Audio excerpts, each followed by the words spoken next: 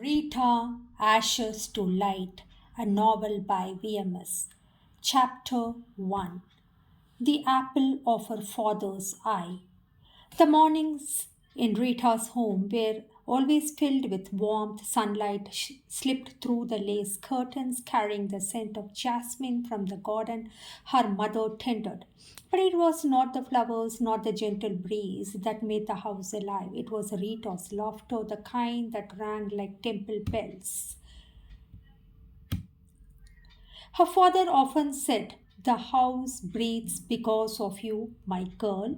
He was a man of principles, disciplined, respected in society, fiercely protective of his only daughter, while other fathers measured success in gold and land. He measured his wealth in Rita's smile. He believed education was her greatest inheritance and he spared no effort in ensuring she had the best of it. Rita grew up in security and abundance as her room was stacked with books instead of jewels, and she loved nothing more than losing herself in stories of human behavior and mysteries of the mind. Even as a teenager, she carried a quiet confidence, a maturity that made her teachers trust her and her friends seek her counsel. She was no surprise when she chose psychology as a field of study. She wanted to understand why people did what they did, and when they did, why hearts broke, and why some healed while others did not. But she never realized it could happen for her one fine day. But beneath her strong will was also a tender, impressionable girl. At family gatherings, while her cousins showed off silk saris and gold bangles, Rita was the one listening quietly, eyes wandering toward the world beyond. Her father noticed this restlessness, a spark of independence, and it worried him. One evening, as they shared tea on the veranda, her father told her gently, "Rita, promise me one thing. You will think with your head as much as with your heart.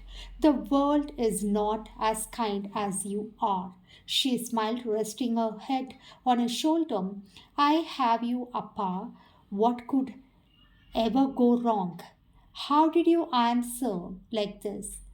Only stroked her hair and with tenderness that hid his unspoken fear. He knew the world had ways of testing even the brightest souls. For now, though Rita's world was perfect, she was 19, adored her family, admired in college, and filled with the dreams of shaping young minds one day. She had no idea that soon an ordinary bus ride to her city college, her life would take a turn she could never ever had imagined. End of chapter 1. Now we are in chapter 2, The Allure of Ajit. The city bus rattled as it weaved through crowded streets, carrying students, workers, dreamers alike. Rita sat by the window, her books clutched to her chest, her eyes drinking in the scenes of every day. The vendors shouting at crossroads, school children darting past traffic, the elderly couple sharing an umbrella even under a blazing sun. She loved observing people. They were living lessons for a budding psychologist. It was on one such morning ride that she noticed him, Ajit. He was leaning casually by the conductor's seat, his shirt untucked, his smile careless yet magnetic, his eyes sharp and restless scanned the crowd until they found hers. And then, with a boldness that startled her, he smiled.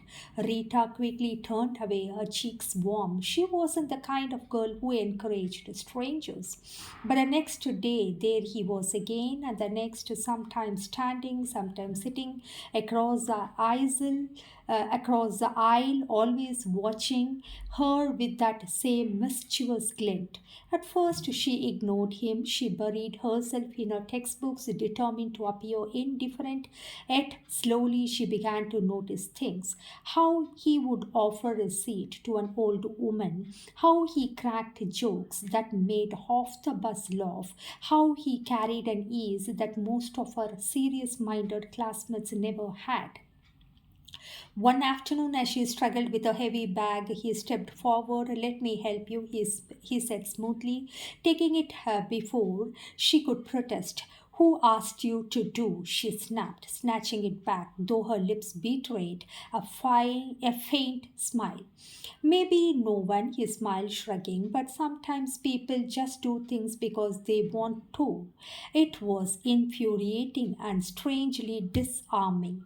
In the days that followed, Ajit found small ways to draw her attention: a casual greeting, a teasing remark, a bold compliment whispered just loud enough for her to hear. Rita, raised in discipline and restraint, had never met anyone so free spirited, so unafraid of rules. It clashed with everything her father had taught her, yet it also stirred something in her that she couldn't name. Her friends noticed. That boy always staring at you, one of them giggled. Rita brushed it off, but her heart raced whenever she spotted him at the bus stop. One evening, as the bus broke down, the passengers spilled onto the roadside.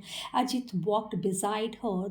You study psychology, don't you? He asked. She looked at him in surprise. How do you know? I watch you always carry those heavy books as if they will unlock the secrets of the world, do they? She laughed despite herself. Maybe they will, or maybe. He said softly, leaning closer. Some secrets are better left to the heart. Her pulse quickened. She knew very little about him, only that he had not gone far in studies and he seemed to flow through life without direction. Yet his words, his persistence began to chip away at her resistance. Rita's father had always warned her the world was full of charmers who hid their flaws behind smiles. But in the innocence of 19, with her heart untested and a spirit eager for love, Rita mistook Ajit's restlessness for confidence, his recklessness for freedom. Day by day, bus ride by bus ride, she was slipping, and by the time she realized, it was already too far gone. End of chapter 2. Chapter 3. Against her father's will. Rita's father first heard of Ajit from whispers. A neighbor mentioned seeing his daughter often on the same bus with a careless, carefree looking boy. His heart sank. He had always trusted Rita's judgment, but the world outside was ruthless, and he knew too well how easily the young could be deceived. That evening, as Rita set down her books, he asked gently, who is this Ajit? The one people say you have seen him. Rita's cheek flushed. Appa, he is just a friend, nothing more. Her father studied her face. He had raised her long enough to recognize the light in her eyes, the glow of first love. His heart ached. Rita, he said softly, you are just 19, you are brilliant, you have your whole life ahead of you. Don't let one charming smile blind you. This boy, what does he do? What has he achieved? She fell silent. Ajit had not told her much, only that he had struggled with the studies, that life hadn't given him the same comforts she had. Yet he had a way of making her feel special, seen, alive. Appa, you don't understand, she whispered. He cares for me in a way no one else ever has. Her father's voice trembled. Love, my child, is not just about words, it's about character, about values, about the ability to protect and uplift. Does this boy have that? Think, Rita, not with your heart, but with your head. But the more her father resisted, the more determined Rita became. Ajit's fiery words replaced in her mind. Your father can't control your life forever. You are a woman now. You deserve to live your own story. The tension in the household grew. Rita's father tired and tried every gentle persuasion, every plea. But love at 19 is stubborn, deaf to wisdom, blind to caution. Within 2 years, against his wishes, she married Ajit. The wedding was a quiet, hurried affair, no grand celebration, no proud father smile. Instead, there was silence, a silence that cut deeper than anger. Rita felt it, but she conceived herself that once her father saw how happy she was, he would forgive her. Though the father was against, he had given Rita a lump sum of money and a lots of jewelry in order to safeguard herself from any kind of danger in the future. For a brief moment after marriage, it seemed as though she gambled as though her gamble might work. Ajit was affectionate, playful, full of promises of a bright future. He spoke of business plans, of making her proud. She clung to his words, ignoring the small cracks, late nights, the careless spending, the abusive answers, but the facade soon began to crumble. Within a year, her worst fears unfolded. Ajit swindled her yearnings, stripped her of her jewelry, and vanished without warning. Rita was left in their small rented room, staring at the empty cupboards where her dreams once lay. Her father's words echoed in her ears, each one like a dagger. But she could not turn back time. She was only 21, and her life, once filled with promise, was unraveling before her eyes. End of chapter 3. Now we are in chapter 4, Return of the Vagabond. The nights were the hardest. Rita lay awake in the dim light of replacing the same tormenting questions. Where was he now? Why had he left? Would he ever return? Her search has been desperate, almost insane. She wandered through bus stands, railway stations, dingy tea stalls, asking strangers if they had seen a young man with restless eyes and mocking smile. She visited temples, begging the gods for mercy. She consulted astrologers who drew circles of fate in chalk and assured her he would come back. And yet days turned into weeks, weeks into months, and Ajit remained a ghost. By the time she had nearly broken, he turned. It was a humid evening when she heard a knock on the door. She opened it to find Ajit unkempt, thinner, and still with the same crooked smile. He smelled of cigarettes and cheap liquor, his shirt wrinkled from days of neglect. Rita, he said, spreading his arms as if he were a prodigal hero returning home. I missed you. Her first instinct was rage. She wanted to scream, to strike him, to throw him out. But love is cruel when tangled with hope. The sight of him ignited the memory of the boy who had once charmed her, who had promised her the world. Against her was logic. Her eyes welled with tears, and she let him in. Ajit spun tales of bad luck, of business partners who cheated him, of circumstances beyond his control. He swore he had learned his lesson, that he wanted a fresh start. Rita, weary and broken, clung to his words like a drowning woman of driftwood. But soon the nightmare resumed. Ajit was no reformed man. He was worse. His bitterness turned to anger, his failures to violence. He accused Rita of nagging, and she asked about money. He mocked her education, sneering, all your psychology books, and still you can't understand your own husband. Arguments became shouting, shouting became blows. The once carefree boy who had wooed her with laughter now reduced her to silence with fists and threats. Rita learned to hide her bruises under long sleeves, her pain behind a forced smile.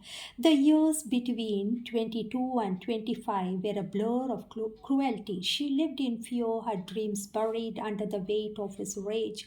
Her father, though aware of her suffering, respected her silence. She had chosen this life, and he could only wait for her to reach her own breaking point. And then, when hope seemed extinguished, fate placed a spark in a path she conceived.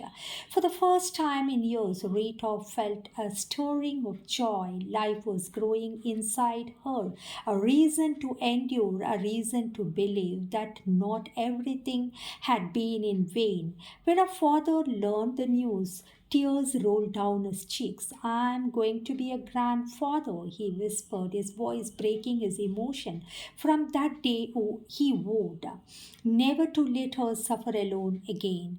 He helped her move into a spacious, huge house, provided her with money, and cared for her as tenderly as a mother would. Ajit, though still around, became a shadow in the story. The real pillar of Rita's life was a father whose love refused to abandon her.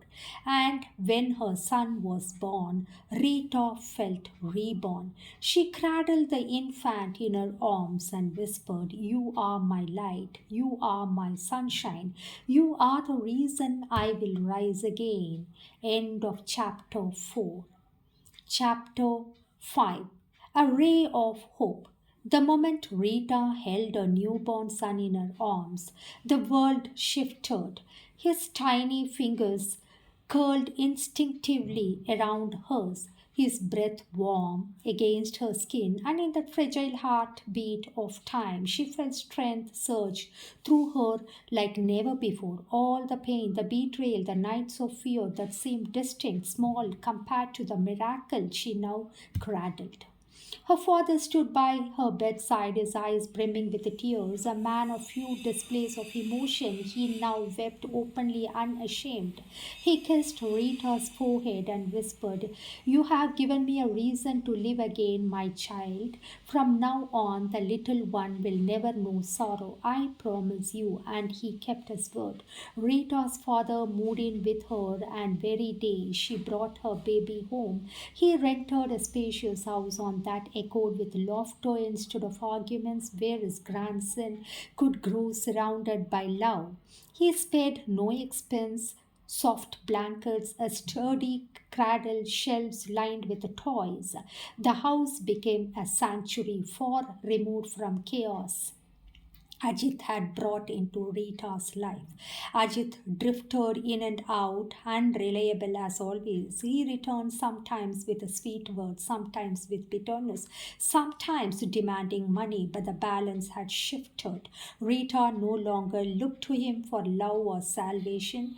Her focus was on her son and on the father who had stepped into her life not just as a protector, but as a second parent to her child. Motherhood transformed Rita. Her once anxious eyes now sparkled with determination. She began to see herself not as a victim of misfortune but as a guardian of new life. She found herself smiling more often, even laughing when her son's toothless grin lit up the room. She studied at night, pursued her interest, and regained the confidence and had once defined her in college. Her father noticed the change and often said, "I lost my daughter once, but now I see her again, stronger, wiser, braver." In the years that followed, Rita built a routine around her child. Mornings were filled with lullabies and the clatter of feeding bowls, evenings with bedtime stories and her father's gentle rocking of the cradle. The old man found new joy in being Tata, the grandfather who spoiled his grandson with sweets and stories, and too much he pampered the way he pampered his daughter Rita. Rita found new purpose in being both mother and protector, shaping a home of love despite her scars. For the first time since the marriage, she breathed freely. She was no longer chasing a fugitive dream of love with Ajit. Instead, she was building a life stone by stone with the two people who mattered most, her father and her son. Her riches may have been lost, but in the giggles of her child and the unwavering love of her father, Rita discovered wealth far greater than gold. It was a ray of hope, and it was enough to carry her forward. End of chapter 5.